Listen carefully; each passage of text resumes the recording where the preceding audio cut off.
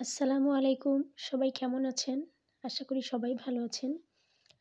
আজকে সালোয়ারে হাতের কাজ করার একটা ভিডিও নিয়ে চলে আসলাম। ভিডিওটা পুরোটা শেয়ার করেছি আপনাদের সাথে।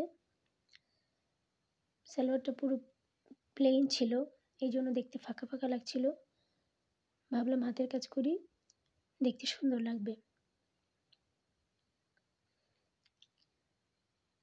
এখানে আপনার ডালে আমি ডাল4 ব্যবহার করেছি।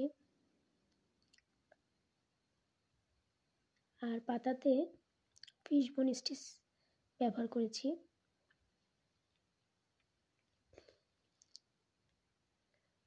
ফিশবোন স্টিচ দিয়ে পাতাটা করলে পাতাটা দেখতে অনেক সুন্দর লাগে।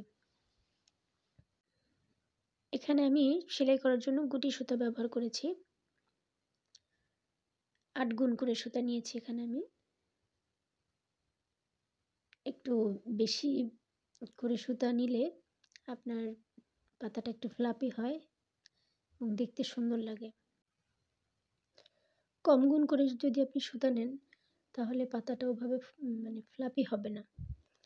কেমন যেন একটু নেতিয়ে থাকবে, দেখতে ভালো লাগবে না। আপনারা দেখতে পাচ্ছেন আমি সেলাইটা কিভাবে করছি।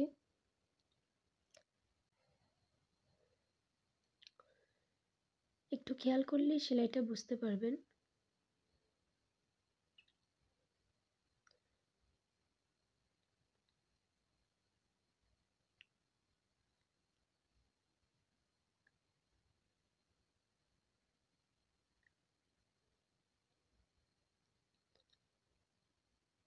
পাতার কাজটা শেষ, এবার ফুলের কাজটা শুরু করলাম। এখানে ফুলের কাজে আমি শার্টিন স্টিচটা ব্যবহার করেছি।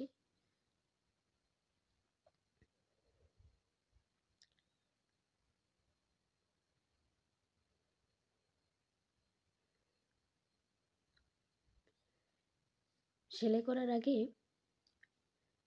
ফুলটা ভালোভাবে একটু এঁকে নিতে হবে। সেই অনুযায়ী সেলাইটা যদি আপনি তোলেন তাহলে ফুলের শেপটা সুন্দর হবে। আমি অবশ্য এখানে হালকা করে এঁকেছি, আমার চোখের আন্দাজে আমি করে নিয়েছি।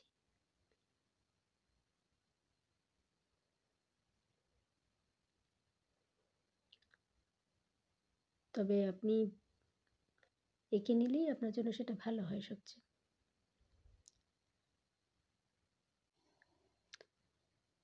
আমি একটা ফুলে মিষ্টি কালার সুতা ব্যবহার করেছি।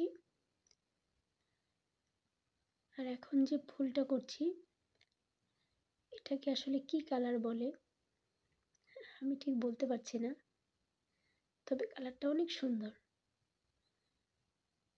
মানে লাইট মিষ্টি কালার বা বাঙ্গি কালার, বাঙ্গি কালারও ঠিক না, মানে কালারটা খুবই সুন্দর।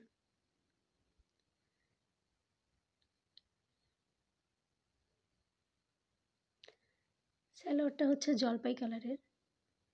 এখানে হয়তো সবুজ মনে হচ্ছে, কিন্তু সালোয়ারটা জলপাই কালারের। তার উপরে এই দুটো সুতোই দারুণ মানিয়েছে। ফুলের ভিতরে আমি ফ্রেঞ্চ নট ব্যবহার করেছি।